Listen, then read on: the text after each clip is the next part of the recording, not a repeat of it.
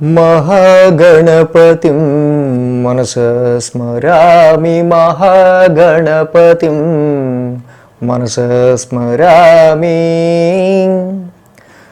TR creations family అందరికీ నా హృదయపూర్వక ధన్యవాదాలు. అలాగే తులారాశి ఫ్యామిలీ అందరూ కూడా ప్రత్యేకించి వెల్కమ్.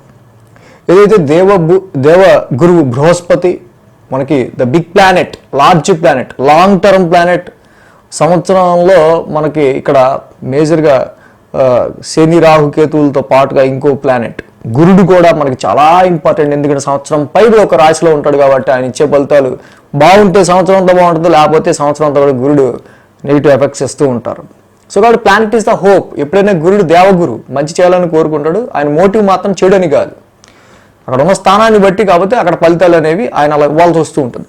కానీ సాధ్యమైనంత వరకు ఆయన మంచి రిజల్ట్స్ ఇవ్వడానికి ట్రై చేస్తారు ఎక్కడ ఉన్నా.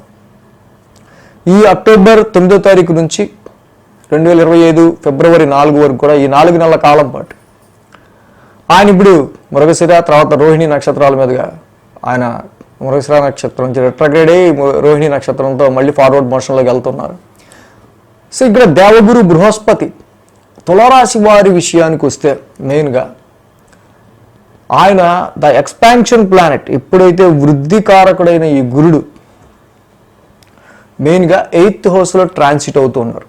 ఏ మనిషి కూడా తనకి తనుగా ఇక్కడ మెంటల్ టెన్షన్ నాకు కావాలి అని ఎవడన్నా కోరుకుంటాడా? ఎవడు కోరుకోడు. ఆస్ట్రాలజీ అంటే ముఖ్యంగా జ్యోతిష్యం అంటే వెలుగుని ఇచ్చేది, భయపడిచ్చేది కాదు, వెలుగుని ఇచ్చేది. పరిస్థితులు ఇవి. ఆస్ట్రాలజీ తెలియనోడికి ఇవి తెలియవు. ఆస్ట్రాలజీ తెలిసినోడికి మాత్రమే తెలుసుకుని జాగ్రత్త పడగలడు. నేను ష్యూర్గా చెప్తా. ఈ వీడియో మీరు ఎప్పటికైనా చూసుకోండి. మళ్ళీ 2025 మేకి గురుడు అష్టమ స్థానం కంప్లీట్ అయ్యే లోపల, అష్టమం నుంచి వెళ్ళే లోపల ఇవన్నీ జరుగుతాయి. అమ్మ ఆ రోజే టిఆర్ క్రియేషన్స్ గారు చెప్పారని చెప్పి చాలామంది తర్వాత ఫీల్ అయిన వాళ్ళు తర్వాత ఎప్పుడో చూసుకుని ఫీల్ అయిన వాళ్ళు ఉన్నారు. సో అలా కాకుండా మన ఫ్యామిలీ మెంబర్స్ ఎవరైతే చక్కగా ఫాలో అవుతూ ఉంటారో, అంటే ఏంలా ఇక్కడ 8th house is the planet of, ఇక్కడ 8th house is the house of tension, some tensions feelings. So ఇక్కడ 8th హౌస్ అనేది some uncertainty, some sudden event, some sudden situations.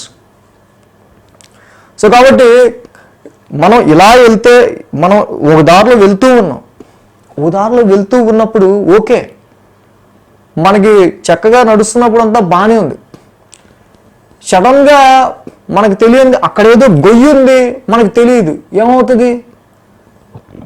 సడన్గా ఏంట్రా బాబు తప్పని గొయ్యిలో పడ్డాం, మనం ఏం జరిగిందేంటి అని ఒక్కసారి స్మూత్గా వెళ్తున్న ప్రయాణంలో షేక్ ఉంటే ఎలా ఉంటుంది? అలాంటి సమ్ సిచ్యువేషన్స్ ఎప్పుడైతే ఎక్స్పాన్షన్ ప్లానెట్ 8th హౌస్లోకి వెళ్ళారో ఇక్కడ కొంతవరకు ఏంటంటే ఇది ముఖ్యంగా మోసపోవడాలు కానీ, మోసగించే వ్యక్తుల వల్ల కానీ, అలాగే సమ్టైమ్స్ సమ్ ఫియర్, ఏదో ఒక తెలియని ఫియర్ కానీ, అలా భయాన్ని కలిగించే సిచ్యువేషన్స్ అలా మారుతుండడం కానీ ఇలా కొంచెం మనకి జరుగుతుంటాయి. సో ఏంటంటే ఒక్కొక్కటి ఇక్కడ హోప్ అనేది పోతూ ఉంటుంది 8th హౌస్లో. ఎందుకంటే ఎంత తొవ్వినా ఎంత ముందుకెళ్ళినా ఇక్కడ చూస్తే ఏంటంటే మనకి హెడేక్ ప్రతిదీ కూడా ఏదో ఏం చేసినా ప్రతిదీ ఒక పెద్ద గొంతో గొయ్యోలాగే ఉందంటారా బాబు పరిస్థితి అనేటట్టు ముందుకు వెళ్తూ ఉంటుంది. అయితే ఇక్కడ మొత్తం చెడు అంటే చెడు కాదు. ఎప్పుడైతే గురుడు లాంటి ప్లానెట్, లార్జ్ ప్లానెట్ 8th హౌస్లోకి వచ్చాడో వారసత్వ ఆస్తుల రీత్యా మీకు మంచి చేస్తాడు. ఆరోగ్యంలో మీకు తెలియని అనేకమైన లోపాలు ఏవైతే ఉన్నాయో, ఇన్ కేస్ మీ చార్ట్ ప్రకారం జన్యుపరంగా మీకు వచ్చిన సమస్యలు ఏవైతే ఉన్నాయో వాటి రీత్యా కానీ ఏమన్నా వచ్చిన అనేక హెల్త్ ఇష్యూస్ ఏమన్నా ఉంటే డయాగ్నోస్ అయ్యే ఆస్కారాలు. సో అలాగే sudden wealth, 8th house is the sudden wealth. మన ఇక్కడ చెడు అని చెప్పడానికి లేదు. మన చాట్లో అక్కడ 8th హౌస్లో ఉచ్చులో ఉన్నాడు అనుకోండి, 8th హౌస్లో గురుడు ఇక్కడ ట్రాన్సిట్లో ఉన్నప్పుడు సడన్ వెల్త్ అది ఎలా అయినా రావచ్చు. సో ఇక్కడ ఏంటంటే అదర్ సోర్సెస్ ఆఫ్ ఇన్కమ్ పెరిగే ఆస్కారం ఉంటాయి 8th హౌస్లో గురుడు ఉన్నప్పుడు.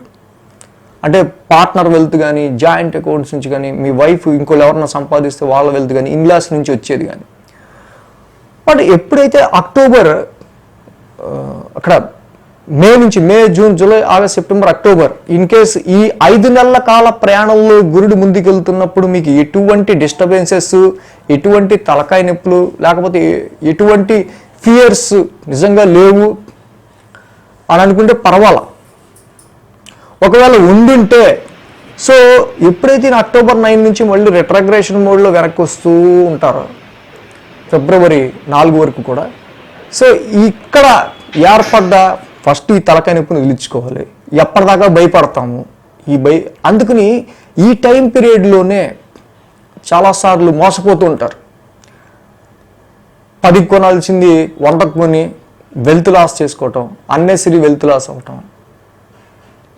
సో ఈ టైం పీరియడ్ అంటే ఏ విషయాల గురించి మీరు యాంగ్జైటీ ఫీల్ అవుతున్నారు, ఏ విషయాల గురించి మీరు ఎక్కువ ఫియర్ అవుతున్నారు, ఫియర్ కలిగిస్తున్నాయో, ఉద్యోగ పరంగానా, వెల్త్ పరంగానా, వారసత్వ ఆస్తుల పరంగానా, లేకపోతే ఎవరన్నా బ్లాక్మెయిల్ చేయడం పరంగానా, ఇవన్నీ మనం చూసినప్పుడు ఏతోస్లో వీటికి సంబంధించి ఎందుకు ఇలా జరుగుతుంది, మనం ఇంకోటి ఏదైనా ఎత్తుక్కుంటే పోద్దా, లేకపోతే దీనికి ఏదైనా సొల్యూషన్ చూస్తే పోద్దా, ఇలాంటివన్నీ కూడా ఈ 4 నెలల్లో మనం ఫైన్ ట్యూన్ చేసుకొని ఏతోస్లో అడిగా.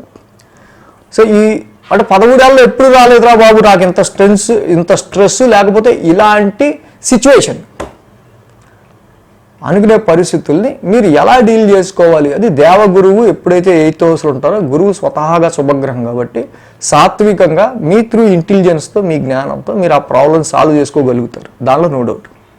సో కాబట్టి ఈ విధంగా గురు భగవానుడు మీకు ఈ 4 నెలల కాలం పాటు 8th హౌస్లో రెట్రాగ్రేడ్ మోషన్లో ఉంటూ ఉద్యోగంలో వచ్చిన అనిశ్చితి కానీ, వ్యాపారంలో వచ్చిన అనిశ్చితి కానీ, ఫైనాన్షియల్గా వచ్చిన అనిశ్చితి కానీ, ఏదైనా విషయంలో వచ్చిన ఫియర్ కానీ, ఇక్కడ మీ బాస్ వల్ల కానీ ఎవరైనా వచ్చిన భయాలు కానీ ఈ 4 నెలల్లో క్లీన్గా అబ్జర్వ్ చేసుకుంటే ఎందుకు వచ్చాయి ఈ సిచ్యువేషన్, ఎక్కడ మనం దీన్ని ట్యూన్ చేసుకోవాలి, ఇలా మీరు ముందుకు వెళ్ళటం వల్ల వారసత్వాస్తులకి సంబంధించిన గొడవలు ఏమన్నా ఉంటే అది ఫైనల్ అవుతాయి.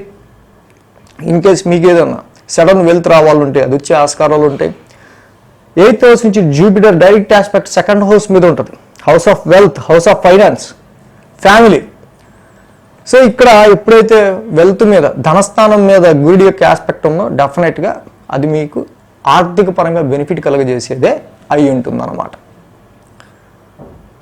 సో కాబట్టి ఈ 4 months కూడా Jupiter concentrating on your anxiety situations, అనిశ్చిత పరిస్థితులు ఏవైతే మీకు చాలా వరకు అన్సర్టనిటీ సిచ్యువేషన్స్ ఉన్నాయో వాటిని బయటపడడం ఎలాగ ఏంటి అనేది మీరు ఇక్కడ ప్లాన్ చేసుకుంటారు ఈ 4 నెలలు.